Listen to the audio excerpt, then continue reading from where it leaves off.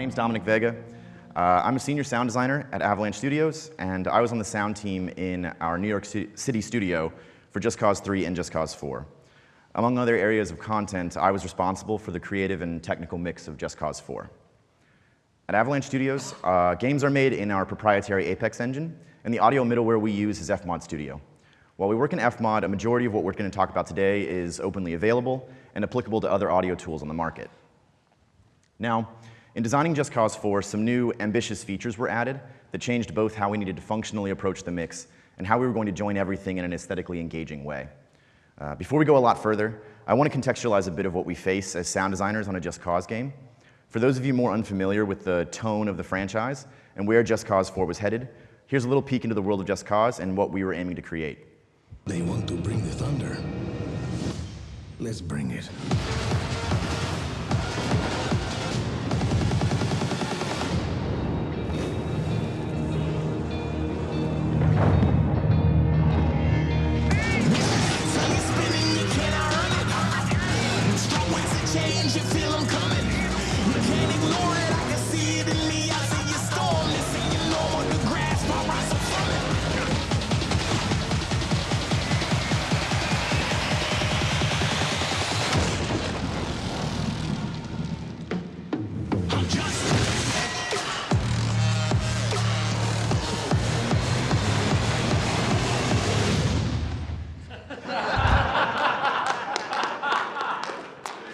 So while the gameplay and the tone of our franchise is really bombastic and over the top, we do actually put a premium on nuance in our approach to sound design. Subtle details and dynamics are really important to us, and something that we feel makes worlds really great to be in. Now, to bring all these elements of an open world together, we place a strong emphasis on the game's mix. For Just Cause 4, we wanted the mix planning and prototyping to start at the design phase and grow and improve with the rest of the game. What we didn't want was lots of huge last-minute changes going in, as is unfortunately common in a game's production. These sort of last-minute mixes risk masking fantastic sound design and music moments to better suit bigness or finality. To do all this, we approached the mix on Just Cause 4 as its own separate system, instead of as an afterthought in the finishing process. We started establishing pillars which would become guidelines in the framework of our mix. Now, out of the gate, we prioritized balance. This is an early first step, setting this overall static mix of the game and determining aesthetically where we want specific packages of audio to be set at. We have thousands of assets we want to deliver in an intuitive way, and we want to control and maintain balance of the overall sonic weight of the mix. We want to emphasize clarity and adding a layer of focus to what the player may be most interested in or interacting with. We never wanted to lose the punch, keeping the sound of the music hitting hard while retaining dynamics and economy of scale. And finally, style. We wanted to infuse a little bit of the Avalanche DNA into the overall audio experience, delivering something unique and that highlights the fun of the franchise. We also wanted the mix to have brains and modulate more accurately based not only on the sound being made in the game, but by the game's design itself. So now that we have our pillars defined, let's look at some of the problems we encounter when trying to mix a Just Cause game. Firstly, we're never able to gate the player's experience to deliver more nuanced content. We have to be completely prepared to make the most intimate dialogue sequences be audible in the most chaotic scenarios we could find. Now, in Just Cause 3, which was using more of a dynamics-driven mix structure, sound designers working in assets in low-priority buses often fought against the mix to be audible. This led to really hot asset designs and audible pumping as the dynamics have essentially been removed. Also, relying on compressors for a mix is not only expensive in terms of CPU and processing, they're often one look. We often found ourselves either over or under compressing, but worse, the mix is rather unintelligent in making space for assets as compression can only yield some very small specific results. Now, a new project with a fresh start, you guys would have the benefit of starting your mix just needing to imagine what your last day of production looks like. What's crucial in designing a mix is deciding what framework you want to build and ask necessary questions of what your mix can do to better serve your game. So for us, to better serve the design of Just Cause 4, we knew we were going to have to rethink the mix process. We had only just finished the mix on Just Cause 3 a few months earlier when we moved into planning for Just Cause 4. So instead of putting the mix off and relying on what we had for a few years, we decided to attack the mix head on. Let's take a little bit closer look at our first pillar of the mix. Now, early in the project, we had this really long runway without a lot to test out. We took the opportunity to suss out where we wanted basic levels of mixer groups to sit in the final mix and investigate how to remove layers of processing between a sound and the listener. With so many assets in the game, we needed to parse out and silo content that was designed for player interaction from what was more diegetic in nature. We could set up pseudo-mix priority buckets, then leave room for distinct sounds the player may be more locked into experiencing, like driving a car and so on. In doing so, though, we expose some issues with traditional audio signal flow that arises from our gameplay model. Here is a simple vehicle engine event from Just Cause 3.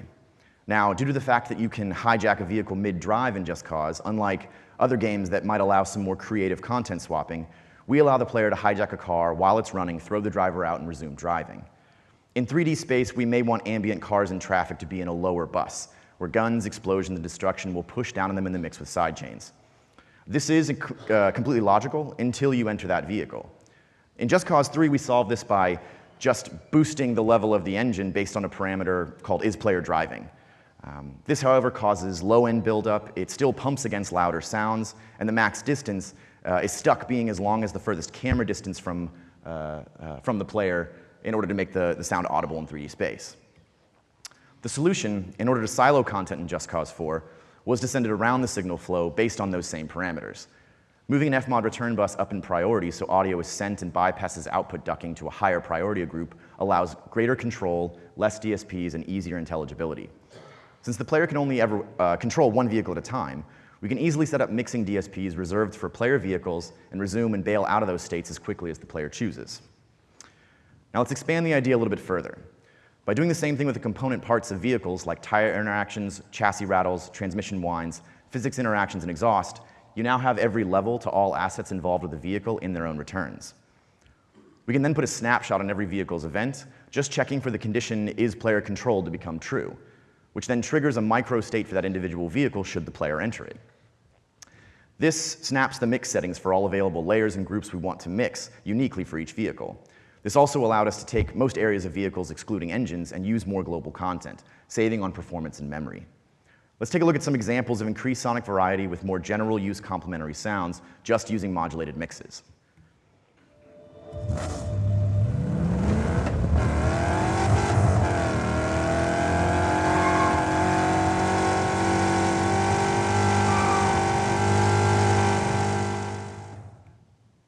Now next here, every layer except for one is exactly the same as before. What's different is pitching, spatialization, and mixing of the component layers of the vehicles. Quite commonly, we were able to get away with making extremely small changes in a singular layer of content and achieve really drastically varied sounds.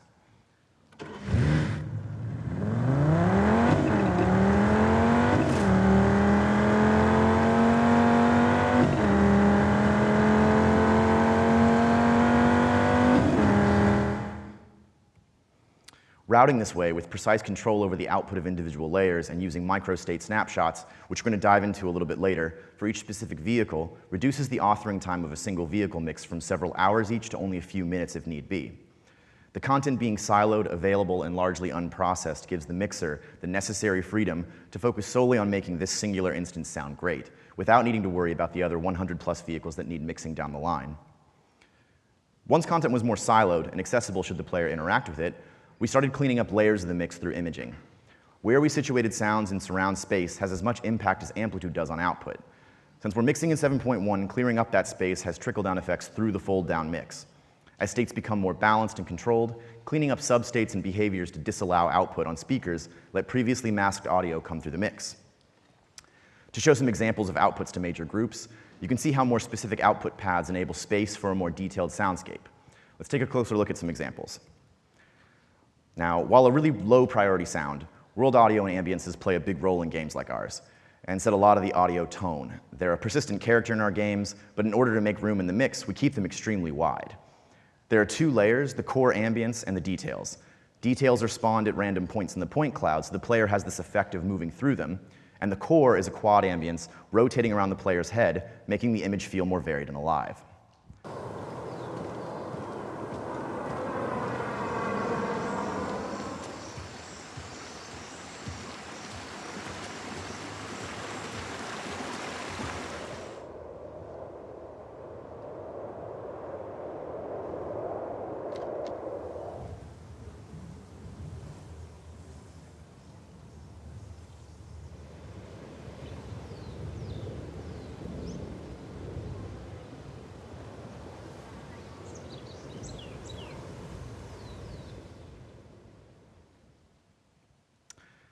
Land vehicles present a challenge for a lot of games, as they are a very noisy and full-frequency source.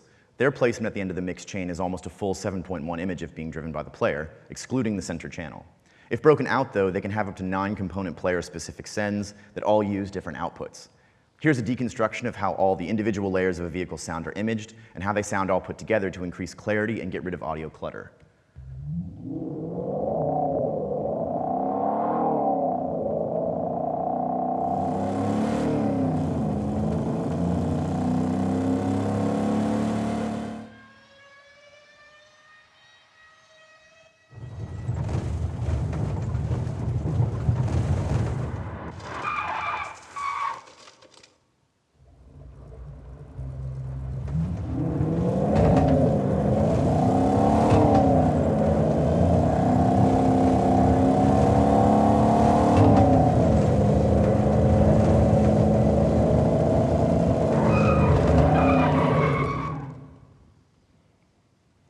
And lastly, player weapons are 5.1 with discrete subwoofer content. They're a big character sound, so we want to reserve quite a bit of space for them. However, to retain clarity, keeping layer separation a priority kept the weapons from sounding muddy or just simply loud. We only allow the mech layer of guns into the center channel. The close and medium layers are front heavy stereo spread, based on whether you're aiming down sights or firing from the hip, and tails are a stereo asset that expands and spreads to quads as the shot blooms out.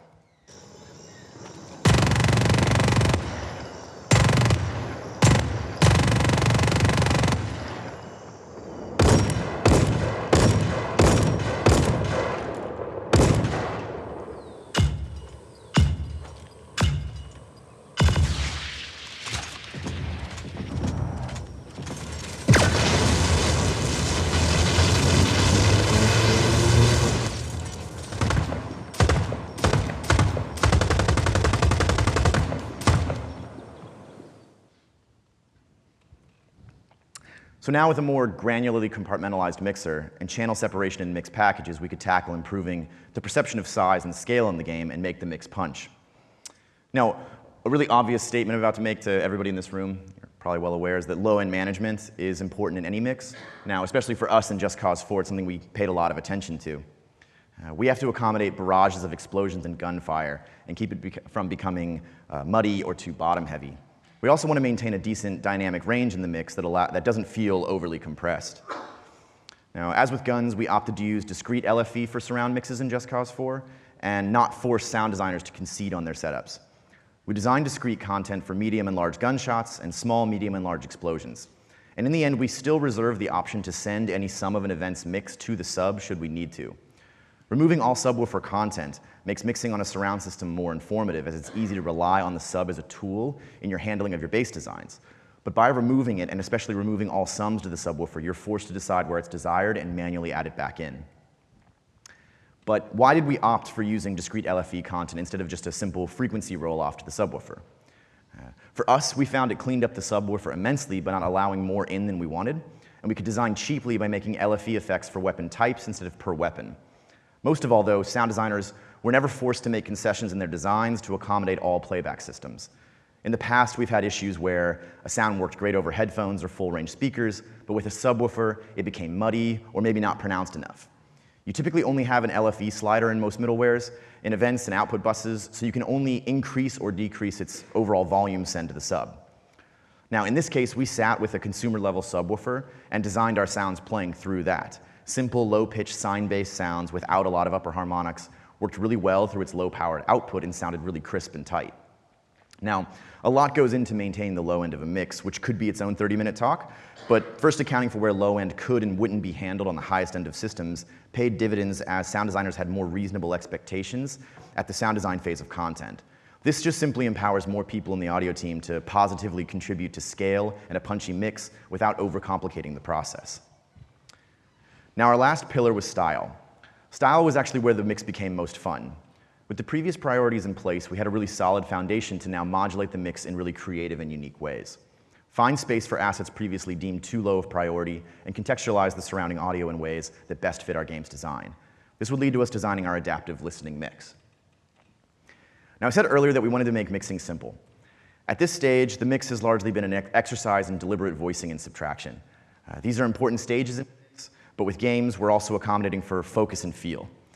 These are harder to quantify, and as we continued with the mix, we wanted to strike a balance between prioritizing simple locked-in experiences where the player's action is more easily known, and maintaining interest based on the surrounding context of these locked-in states. With the existing framework and a shippable static mix in place, mixing had now become simple, but that doesn't necessarily mean that it was easy. Now, working with designers and teams on game features opens up a lot of avenues for discussion and debate. In the early stages of remaking the mix, before the idea was fully realized, extreme weather was being worked on really heavily. I had these scheduled sound design reviews with the product owner of the feature, one of our lead designers, and he kept wanting more from the tropical storm in this review. I was a bit stuck not wanting to overpower the player with wind and rain and lightning to an exhausting degree. A bit frustrated as this review was not going very well, I also said offhand, I don't know how I'm going to get enemy gunfire over this mix at this point. I had now lost his attention completely, and he was on his phone scrolling through emails, and he was walking out the door, and he sort of just said, I don't know, I don't really care about that, I just want the storm bigger. It was actually a really great point. It was kind of a light bulb moment for us. We needed a smarter, stylized mix to deliver a great sounding experience that could break some more traditional rules of priority. But before we move into some of the more creative solutions we used, let's talk about how we functionally began the process of reworking our mix logic to support style. An early course of action we took was to remove all bespoke narrative mixes. We then started prototyping dynamic states and microstates that would allow us to blend between mixes seamlessly and deliver on a unique and always changing soundscape. We then removed most compressors and dynamics-based mixing DSPs from our mixer, along with side chains that previously determined priority audibility. Now, since the inclusion of frontlines and extreme weather kind of rocked the way the player perceives things like enemy gunfire, we took wider liberties with reprioritizing enemies firing at you whenever we could, in favor of something more threatening or interesting that we deemed worth forcing your focus. Now, to clear up some terminology, states and microstates are just mixer snapshots in Fmod Studio. Like other mixer states available in almost all middleware, these are just simple terms to account for any player interaction or action and how we want them to sound. Now, when we talk about states specifically, we refer to settings triggered more globally. Things like players inside Tropical Storm is a state triggered when you enter that storm. Some other examples of states are car chase combat, exploration, dynamic combat. A microstate is a snapshot that's triggered with sounds in the world in 3D space. They can be equally context-driven, but most likely the intensity is simply faded in the closer to the sound source you get. An example of a microstate is enemy AI is targeting Rico. This microstate sets some overall levels quickly, and is played when enemies are firing their guns at you. Microstates were really effective in creating space more intelligently and making important or loud sounds in the world stand out. Adding logic, like direction, simply lets us make vehicle explosions more focused and clear, as we disallow the microstate if the player isn't looking at it. This isn't possible with just sidechain compression, as that looks at a pure amplitude output and ducks accordingly. With us taking no compressor DSPs, no sidechaining, and no metering, we get improved punch with better performance.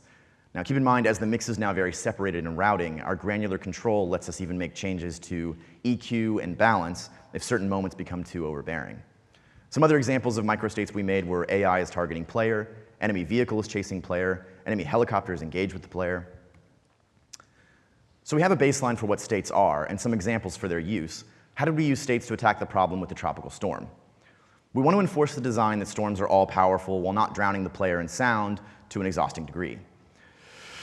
Where the mix became most stylized was when we exercised one of the most powerful tricks in setting unique mix states, modulating between states or within states themselves simply because we can. Since data we use to set the mix and other aspects of audio is already available, we can insert some chaos and randomness into the experience to account for fatigue, varying playtime, or scale. For these persistent storm events, we opted to use time as the main modulator. In the tropical storm, we set the level upon entering the storm quite loud. We wanted to feel overbearing. But after 15 seconds, we start fading the bass of the storm down by about 10 dB. We trade off and start mixing the thunder and lightning up to compensate. And after another 10 seconds, we lower the lightning strikes, and only then do we allow enemy gunfire to duck anything inside the storms. Mixing like this lets storms feel chaotic and oppressive when you enter them. They're extremely disorienting when you're getting struck by lightning, but eventually some more traditional room for hierarchy can resume in the mix. In sandstorms, we mute the player's gunfire tails to make the storm feel claustrophobic, boost the barks of the enemies should you not be in combat as they're yelling, searching for you, and track the direction of wind to balance the weight of the sound design of other noisy assets to keep the mix image even. When the player is nearing the tornado, we mute the player's car engine as the tornado base is really full frequency, and we want it to feel like the player's cars are losing control near it. Now, one state that was most complicated and dynamic was the dynamic combat mix state. Easily the backbone of our mix, it managed streaming asset counts and handled various sizes and types of combat experiences. One of the first functions it performs is it scales the mix of ambiances and surrounding low-priority sounds. The more enemies, the less ambiances. This gets noise out of the quad image, and in a compression-based methodology would be ducked by gunfire anyway. We have the ambiances completely muted if the enemy engaged count is greater than 5. This also dumps the need to stream those quad files, makes space for the music, and lightens the load on audio performance. So if the player is to get into a car, we now, from the mix perspective, consider that a chase. The mixer takes 1 second to fade to this new second layer of combat and changes levels accordingly. In the case of car chases, we quickly duck the vehicle mix package down to alert you to gunfire, lower the rears of the land vehicles group until the chase combat is complete, measure the distance between you and enemy vehicles chasing you, and inversely lower your engine and boost the chaser. Then we raise the level of the rear speakers of the enemy helicopter's bus. This really quick state change makes car chases less frustrating because you can hear all threats as they're out of camera view and briefly modulate the mix to be more rear speaker heavy. Now, in attempting a major rework of our mix, what did we learn and where did we maybe fall short? Now, one aspect of this mix approach that makes it difficult is its heavily reliance on feedback. Since we're still day-to-day game developers, I can't ever spend all my time and focus on the mix. It was great that iteration time dropped drastically, and sound designers' content was being complemented by the mix structure, but we needed playtester and developer feedback to address areas of the game we may not be looking at. Aside from the sound and music being a synthesis to the visual and the experience, the mix can be a vital tool in aiding the game's design, but communicating that option to developers can be very difficult. Sometimes we had to dig through feedback, searching out ways that sound could aid in areas of the game being labeled frustrating or challenging. Listening and conversing outside of our audio walls was crucial in gleaning insight into what developers and players expect beats and gameplay to feel like. And lastly, one thing we can't avoid is that by reducing the layers of processing between a vehicle engine event and the listener, the amount of vehicle-based groups and returns alone in the mix are multiplied 10 times over. Processing-wise, this makes no difference, and in fact, more granular structures actually contributed to where most performance savings came from in the mix. But the mixer group count grew exponentially over the project. Various areas of the game were similarly restructured like vehicles were, making the mixer quite large with hundreds of groups and returns. The authoring of snapshots becoming so vital to the mix itself meant that an increase in workflow efficiency directly correlated to more states to create and manage. On reflecting, we still felt all of this is worth the benefits and shows the extent to which granular control on a huge scale can look like. So we removed layers of processing between our sounds. We found space in our mix image to better complement and declutter the soundscape and enhance the sense of power and economy of scale. All these steps act as apparatuses in our sandbox to reconfigure the way we prioritize and feed players' sounds based on the surrounding context and our own internal stylistic leanings. Open-world sandbox games can present an enormous challenge to delivering a subtle and interesting mix. The principles with which we mixed, though, can be practically applied to any type of game. By not treating your mix as an afterthought and pushing the limits of the tools you have, you can better integrate your sound design and music into the fabric of your game.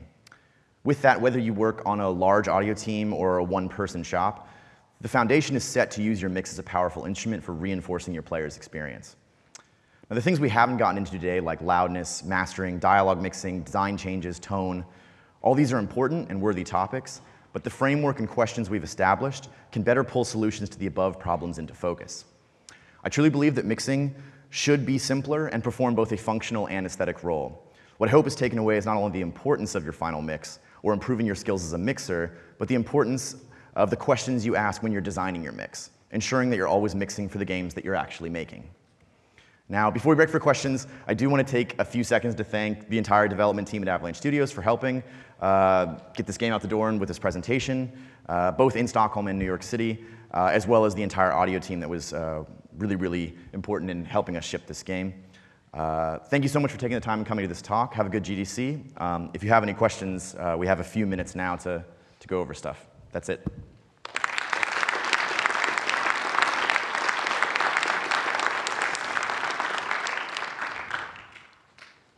Hello. Hey. Well, first of all, thank you for the super interesting talk.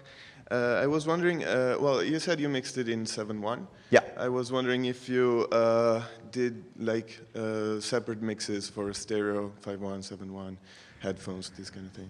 Yes, we did. We mix and review in every format, but since 7.1 is kind of our master, that was the back-of-the-box feature, that's what we're kind of aiming for.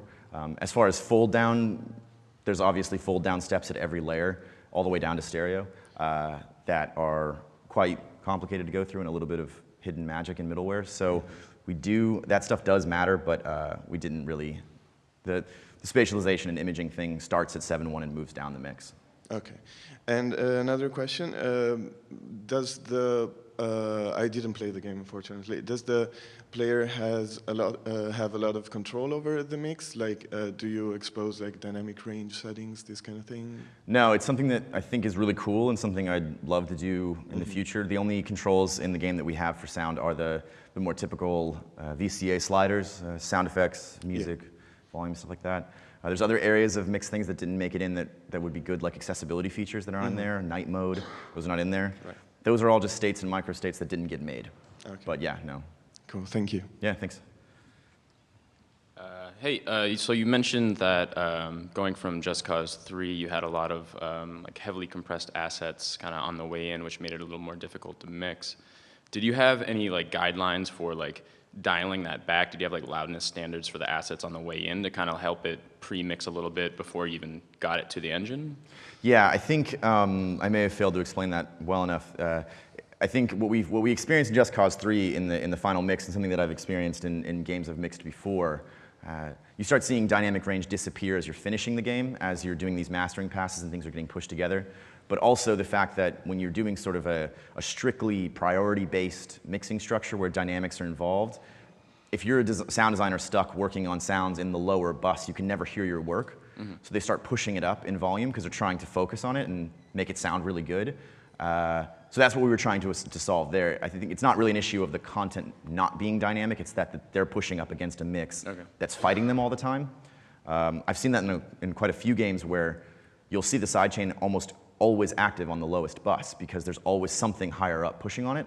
So I don't know how anybody could ever actually sit there and reasonably mix their content. If you're the ambience person, I don't know how you could do that. Okay. Yeah. Cool, thank you. Oh, and we did not do content mastering guidelines. That's not something we do. Yeah. Any other questions? Thank you so much for coming out.